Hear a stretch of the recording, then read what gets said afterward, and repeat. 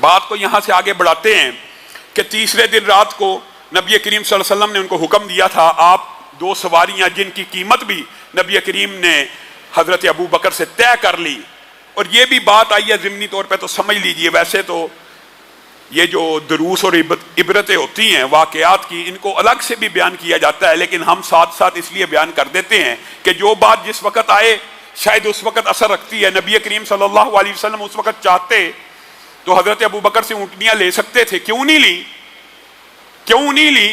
تحفے کے طور کے اوپر، تحفے کے اوپر لینا کوئی ناجائز تو نہیں تھا۔ تو یہاں سے یہ بات ثابت ہوتی ہے کہ نبی کریم صلی اللہ علیہ وسلم نے رہتی امت تک کے داعیوں کو، علماء کو، مولویوں کو، خطباء کو، ہر ایک کو یہ نصیحت کی ہے کہ جتنا ممکن ہو سکے اپنا ذریعہ معاش اپنے ہاتھ میں رکھنا چاہیے، اور اپنا کھانا پینا گزر بسر کے جتنے بھی معاملات ہیں میکسیمم کوشش یہ ہونی چاہیے کہ وہ دین کے ذریعے نہ اختیار کیے جائیں، بلکہ خود کسب کیا جائے، خود کمایا جائے، اور خود کوئی اس طرح کے تجارت کے وسائل اختیار کیے جائیں تاکہ آپ کسی کے زیر بار اور اس طرح احسان میں نہ دب جائیں کہ پھر وہ جو مسئلہ کہے آپ کو وہ بیان کرنا پڑے، اور جس سے وہ کہے رک جاؤ، شیخ صاحب جی سود کا کام کرتے ہیں، حاجی صاحب سود کا کام کرتے ہیں، مولوی ساری زندگی مسجد میں سود کی حرمت بیان نہیں کر سکتا، تنہا بھی انہی سے لیتا ہے، تنہا لینے میں عیب بیان نہیں کر رہا، معاذ اللہ کسی کی حوصلہ شکنی بھی نہیں کر رہا۔ ظاہر ہے جن لوگوں نے دین کا کام کرنا، جن کا اور کوئی ذریعہ معاش نہیں ہے، ان کی تنہائیں آپ لوگوں نے ہی یہ دینی ہے، لیکن یہاں پہ نبی کریم صلی اللہ علیہ وسلم کی یہ جو تربیت ہے وہ یہ ہے کہ میکسیمم جتنی کوشش ہو سکے انسان کو اپنا ذریعہ معاش خود رکھنا چاہیے۔ دین کو ذریعہ معاش بنانے کی حوصلہ شکنی موجود ہے، لیکن ایک بندہ کرتا ہی قاری ہے، حافظ ہے، دین کا کام کرنا ہے، پھر اس کی ذمہ داری معاشرے کے اوپر ہے کہ اس کے ذریعہ معاش کا آپ سب نے خیال رکھنا ہے۔ یہاں پہ نبی کریم صلی اللہ علیہ وسلم نے ان کو قیمت بھی ادا کی۔ اب وہ چلے ہیں، یہاں پر 3 راتیں گزارنے کے بعد آپ کو پتہ تلاش خود بخود دھیمی پڑ جاتی ہے، ٹھنڈی پڑ جاتی ہے، بہت تلاش کیا، انہوں نے کہا اب وہ نکل گئے ہیں۔ پھر انہوں نے ایک حکمت اختیار کی، ابو جہل وغیرہ نے، انہوں نے کہا اب یہ کوئی ماہر کھوجی یا ماہر جو رستے کے ہوتے ہیں نا، وہی ہمیں ڈھونڈ کے ہمارے یہ معاذ اللہ ملزم لا کے دے سکتے ہیں، یہ الفاظ ان کے ہیں، معاذ اللہ۔ پھر انہوں نے اس بات کا کیا حل نکالا؟ مشہور حل ہے، آپ سب کو پتہ ہے، انہوں نے اعلان کیا خانہ کعبہ کے اندر اور پورے مکے کے اندر کہ جو نبی کریم صلی اللہ علیہ وسلم کو، حضرت ابو بکر کو، عامر بن فہیرہ کو اور عبداللہ بن اریقط کو لے کے آئے گا، اس کو کتنے اونٹ ملیں گے؟ 100 اونٹ کا انعام انہوں نے لگا دیا۔ اس دور کے اندر 100 اونٹ، آج بھی اگر آپ حساب لگائیں، جوان تندرست توانا اونٹ، جو اچھے اونٹ ہوں، 3 سے 5 لاکھ کا ہوتا ہے، تو اس دور میں بھی مالیت ان کی کچھ کم نہیں تھی۔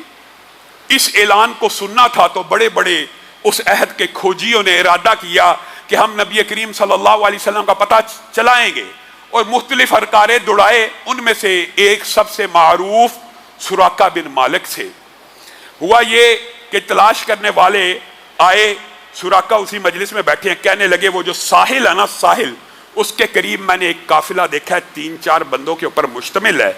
سراقہ بڑا ذہین تھا، اس وقت ابھی اسلام نہیں تھا قبول کیا، وہ فوری سمجھ گئے کہ یہ وہی قافلہ ہے جس کے اوپر 100 اونٹوں کا انعام ہے، تو مجلس میں کہنے لگے نہیں، ساحل کا مدینہ کے ساتھ کیا تعلق؟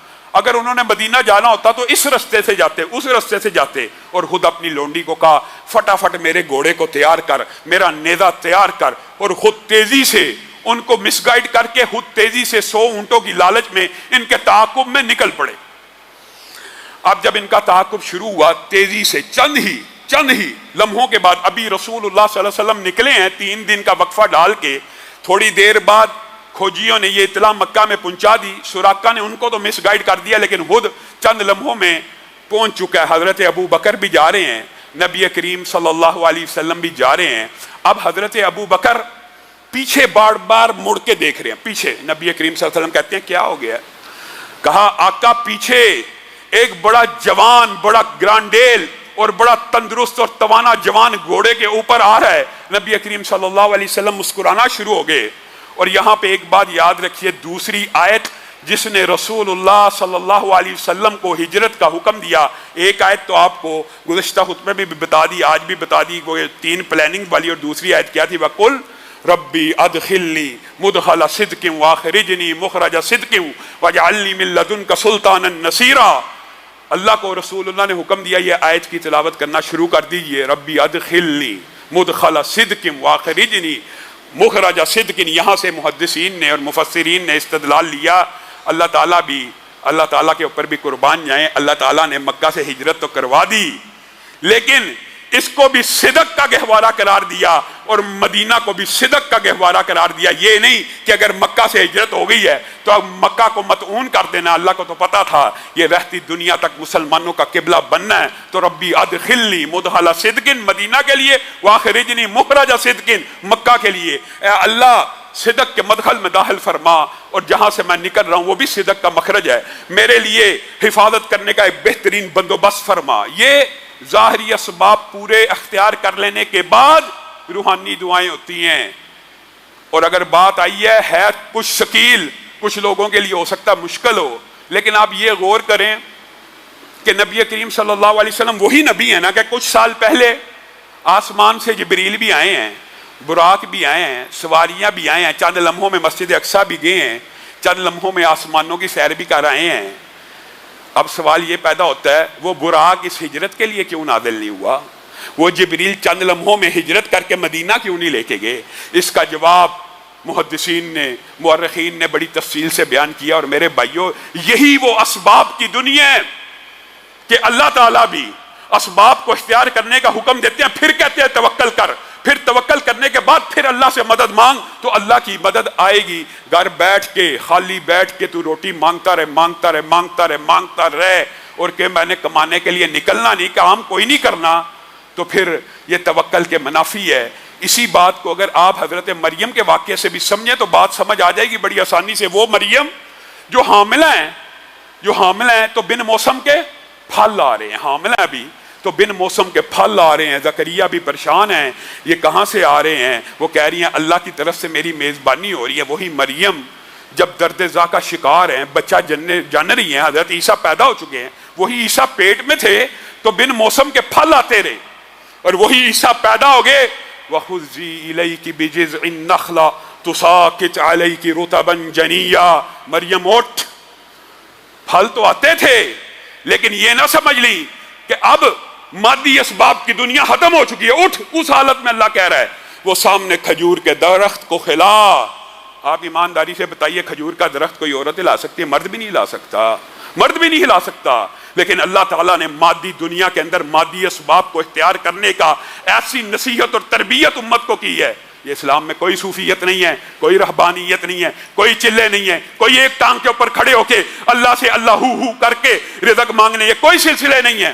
مریم کو اللہ تعالیٰ کہہ رہے ہیں اٹھ، درخت کو ہلا سکتی ہیں؟ نہیں ہلا سکتی، لیکن اللہ کہتا ہے تو ہلانا تیرا کام ہے، کھجوریں گرانا میرا کام ہے۔ وَخُذِّي إِلَيْكِ بِجِذْعِ النَّخْلَةِ تُسَاقِطْ عَلَيْكِ رُطَبًا جَنِيًّا۔ میں رب تیرے اوپر تر و تازہ کھجوروں کی بارش کر دوں گا، ہلا کے دیکھ تو صحیح۔ یہی بات ہے نبی کریم صلی اللہ علیہ وسلم کی ہجرت کے باب کے اندر بھی کہ اللہ تعالیٰ نے صرف صحابہ کو ہجرت کا شرف نہیں تھا بخشنا، نبی کریم کو بھی وہ تمام تکلیفیں اور آزمائشیں اور تمام صعوبتیں دینی تھی جس سے بندہ مہاجر بنتا ہے۔ اور جو مہاجر کی فضیلت ہے، اگرچہ صحابہ کو بھی یہ فضیلت نبی کریم کی وجہ سے ملی، لیکن خود نبی کریم صلی اللہ علیہ وسلم کو بھی، رسول اللہ صلی اللہ علیہ وسلم کو بھی اس دنیا کے اندر رہتے ہوئے دنیاوی اسباب کو اختیار کرنا ہے۔ کس نے آپ کو یہ مغالطہ ڈال دیا؟ آج ہم عجیب ہیں کہ وہ جو نہاتا نہیں ہے، وہ جو 40 دن غسل نہیں کرتا، وہ تو بڑا پہنچا ہوا بزرگ ہے، اس کے پاس ہر چیز آتی ہے، اس کے پاس قدرت کاملہ ہے۔ اگر امداد کا یہ طریقہ ہوتا تو یقین مانیے سب سے پہلے رسول اللہ صلی اللہ علیہ وسلم کی ہجرت کے لیے آسمان سے براق کو نازل کیا جاتا۔ ہاں مدد ہوئی ہیں، وہ امداد، وہ معجزات ہم آپ کے سامنے اس واقعے میں بھی رکھ رہے ہیں۔ سراقہ بالکل قریب پہنچ گیا ہے، نبی کریم یہ آیتیں پڑھ رہے ہیں، جو آیت آپ کے سامنے رکھی، حضرت ابو بکر بار بار مڑ کے دیکھ رہے ہیں، حضرت ابو بکر کو کہہ رہے ہیں غم نہ کر، یہ ہم تک نہیں پہنچ سکے گا۔ ابھی یہ الفاظ کہے ہیں، سراقہ کے گھوڑے کے دونوں اگلے پاؤں زمین میں دھنس گئے۔ سراقہ نے فال نکالی کہ ان لوگوں کا تعاقب کرنا میرے لیے مفید ہے یا غیر مفید ہے۔ اس کی فال کے اندر بھی یہ نکلا کہ غیر مفید ہے، لیکن 100 اونٹ کی لالچ تھی، اس نے گھوڑا پھر پیچھے لگا لیا، پھر گھوڑا دنس گیا، پھر فال نکالی اور کہنے لگا کہ یہ کوئی جادوگر معلوم ہوتا ہے کہ اس کا تعاقب کرتا ہوں تو گھوڑے کے دونوں پاؤں زمین میں دھنس جاتے ہیں. پھر فال نکالی, پھر اس کے خلاف نکلی, گھوڑا نکل گیا. اب تیسری مرتبہ جب ایسے کیا, اب اس کو پتا لگ گیا یہ معاملہ نہ جادو کا ہے, یہ اللہ کی اسپیشل مدد ہے, یہ کوئی خاص لوگ ہیں. روک کے آواز دی. اور عجیب بات یہ ہے, عجیب بات ہے کہ سراقہ جو اس وقت گھوڑے کے پاؤں دھنسے ہوئے ہیں, منہ سے الفاظ یہ نکال رہا ہے, اے اللہ کے رسول, اے ابو بکر رک جاؤ, میں تمہیں امان دیتا ہوں. سراقہ کہتا ہے میں تمہیں امان دیتا ہوں. نبی کریم صلی اللہ علیہ وسلم مسکرانا شروع ہو گئے اس کا جملہ سن کے. پھر کہنے لگا, غلطی کا احساس ہوا, دعا کر دیجئے میرا یہ گھوڑا, اس کے پاؤں زمین سے نکل جائیں. آپ ایک مرتبہ یہ کہہ دیجئے, آپ کا تعاقب نہیں کروں گا. نبی کریم صلی اللہ علیہ وسلم نے دعا کی, اس کے گھوڑے کے دونوں پاؤں نکل جائیں. دونوں پاؤں نکل گئے. سراقہ کو سمجھ آ گئی, اوہو غلطی پہ تھا, ہاں غلطی تو میری تھی, خطا پہ تھا. رسول اللہ کی بارگاہ میں آیا, حضرت ابو بکر کی بارگاہ میں آیا, کہنے لگا مجھ سے مال لیجئے, مجھ سے گھوڑا لیجئے, جو آپ چاہتے ہیں میں آپ کو عنایت کرتا ہوں آپ کے سفر کے لیے. وہ سراقہ جو چند لمحے پہلے آپ کو معاذ اللہ گرفتار کرنے کی نیت سے نکلا ہے, رسول اللہ نے کہا صرف ایک کام کرنا, تجھ سے کچھ نہیں چاہیے, تو نے مکہ والوں کو یہ مس گائیڈ کرنا ہے کہ ہمارا راستہ کون سا ہے. وہ سراقہ جو کچھ دیر پہلے آپ کی گرفتاری کے لیے نکلا ہے, آپ کا محافظ بن کے واپس آ رہا ہے. اور جب واپس آنے لگا ہے تو رسول اللہ کی طرف مڑ کے کہتا ہے, مجھے پتا چل گیا ہے اللہ کے رسول, آپ کا دین ایک دن غالب آنے والا ہے, مجھے ایک امان نامہ لکھا دیجئے. پہلے تو اس کے منہ سے اپنا جملہ نکلا کہ میں امان دیتا ہوں. جب غلطی کا احساس ہوا تو اللہ کے رسول کو کہنے لگا, اے اللہ کے رسول مجھے ایک امان نامہ لکھ دیجئے کہ جب آپ غالب آئیں گے, ہو سکتا ہے آپ مجھے نہ پہچانے, ہو سکتا ہے آپ مجھے نہ پہچانے, تو میں وہ امان نامہ آپ کو دکھا دوں گا. عامر بن فہیرہ کو نبی کریم صلی اللہ علیہ وسلم نے کہا ایک ورق کے اوپر سراقہ کے نام امان نامہ لکھ دو. اور سراقہ کا مشہور واقعہ آپ کو پتا, اس نے جب وہ امان نامہ پیش کیا, انشاءاللہ جب وہ واقعہ آئے گا آپ کے سامنے رکھیں گے. جب سراقہ یہاں سے مڑنے لگا تو نبی کریم صلی اللہ علیہ وسلم نے ایک تریحی جملہ کہا, ایک حدیث کے الفاظ کہا, فَكَيْفَ بِكَ اِذَا لَبِسْتَ سَوَارَيْ كِسْرَى. سراقہ وہ کیا دن ہوگا, سراقہ وہ کیا دن ہوگا, تیرے ہاتھ میں کسرا کے کنگن ہوں گے. وہ سراقہ جو ابھی امان لے کے واپس پلٹ رہا ہے, رسول اللہ کے یہ الفاظ سنے, وہ کیا دن ہوگا جب تیرے ہاتھ میں کسرا کے کنگن ہوں گے. سراقہ اپنے وطن مکہ کی طرف واپس لوٹا اور لوگوں کو مس گائیڈ کرنے لگا. جب اس کو یہ یقین ہو گیا کہ 3 دن سے اوپر ہو گیا, رسول اللہ ان کی پہنچ سے دور جا چکے ہیں, پھر یہ واقعہ مجلس میں بیٹھ کے سنانے لگا کہ میں گھوڑا دوڑاتا تھا, وہ ایسی نورانی چہرے تھے, وہ ایسی نورانی مخلوقات تھیں کہ میرا گھوڑا زمین میں دھنس جاتا تھا. وہ دعا کرتے تھے, میرا گھوڑا نکلتا تھا, پھر زمین میں دھنس جاتا تھا. یہ واقعات سن کے ابو جہل کا کلیجہ پتا پانی ہونا شروع ہو گیا. یہ کیا, یہ کیا, یہ تو ابھی ان کو پکڑنے کے لیے 100 اونٹوں کی لالچ میں ان کی گرفتاری کے لیے جاتا تھا. یہ جو کہانیاں آپ سنا رہا ہے, پورے کا پورا مکہ مسلمان ہو جائے گا. اس نے بنو مدلج کو خط لکھا کہ یہ تمہارا جو سردار سراقہ ہے, اس کو سمجھاؤ, خدا کا خوف کرو, یہ کہیں تمہارے اوپر کوئی آفت نہ آ جائے, ہم مکہ کے سردار اور قریشی ہیں, ہم تمہیں چھوڑیں گے نہیں. یہ کیا کر رہا ہے؟ سراقہ نے ابو جہل کو کہا, ادھر آ, ادھر آ, میری بات سن, میری بات سن, تو ادھر ادھر جو خط لکھتا ہے میرے قبیلے والوں کو, میں ان کا سردار ہوں, میرے سے بات کر, میرے سے بات کر. ابو جہل, اللہ کی قسم اگر وہ تو منظر اپنی آنکھوں سے دیکھ لیتا, وہی کہانی جس سے ابو جہل روک رہا ہے. ابو جہل کو بلایا, ابو جہل کو کہا میری بات سن, میرے سے براہ راست بات کر. مجمع اکٹھا ہو گیا, پھر وہی کہانی سنانا شروع کر دی. ابو جہل اگر تو وہ واقعہ دیکھ لیتا جس وقت میرے گھوڑے کے پاؤں دھنس رہے تھے, تو ان کے اوپر ایمان لے آتا. ابو جہل, اب اس نے کہا یار اس کو روکنا بڑا مشکل ہے, اپنے قبیلے کا سردار ہے.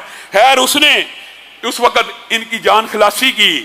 لیکن سراقہ وہ خود بیان کرتے ہیں, اور بعض روایات میں نکارت بھی ہے, کہ حضرت محمد رسول اللہ صلی اللہ علیہ وسلم دنیا سے چلے گئے, حضرت ابو بکر دنیا سے چلے گئے, حضرت عمر کا دور آ گیا, میری جوانی بھی ختم ہونے کو تھی, لیکن میرے دماغ میں نبی کریم کی یہ بشارت موجود تھی, فَكَيْفَ بِكَ اِذَا لَبِسْتَ سَوَارَيْ كِسْرَى.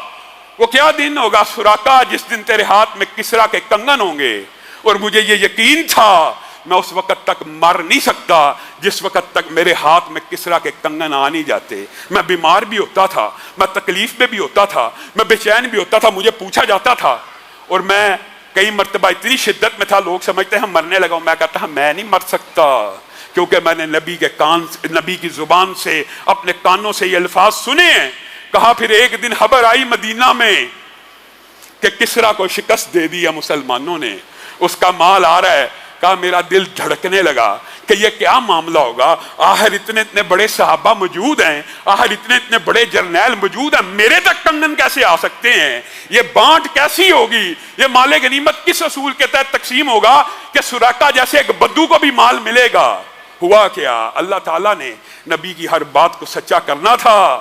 ہوا یہ، حضرت عمر نے جب مال غنیمت آیا، کسریٰ کا تاج آیا، لباس آیا، کنگن آئے، حضرت عمر ان کے کنگن کو دیکھ کے، کسریٰ کے کنگن کو دیکھ کے حیران اور ششدر رہ گئے. کسریٰ کے اتنے بڑے ہاتھ تھے، کسریٰ کی اتنی بڑی بازو تھی، کیا کسریٰ کا ہاتھ اتنا چوڑا تھا؟ اللہ تیرا شکر ہے تو نے اتنے بڑے بادشاہ کو مسلمانوں کے ہاتھوں سے شکست دی. حضرت عمر اپنی مجلس میں لوگوں کو دیکھ رہے ہیں. کہا ہم میں سے کوئی ایسا ہے کہ جس کے ہاتھ اور بازو اتنے چوڑے ہوں کہ اس کو یہ کنگن پورے آ جائیں. اب کنگنوں نے تو وہاں جانا تھا کیونکہ نبی کریم صلی اللہ علیہ وسلم کی زبان سے نکلا ہوا تھا. مدینہ میں کسی شخص کو وہ کنگن پورے نہ آئے. سراقہ نے بازو آگے کیا، بازو پہ ڈالے تو سراقہ کے بازو کا وہی سائز تھا جو کسریٰ کے کنگن کا سائز تھا.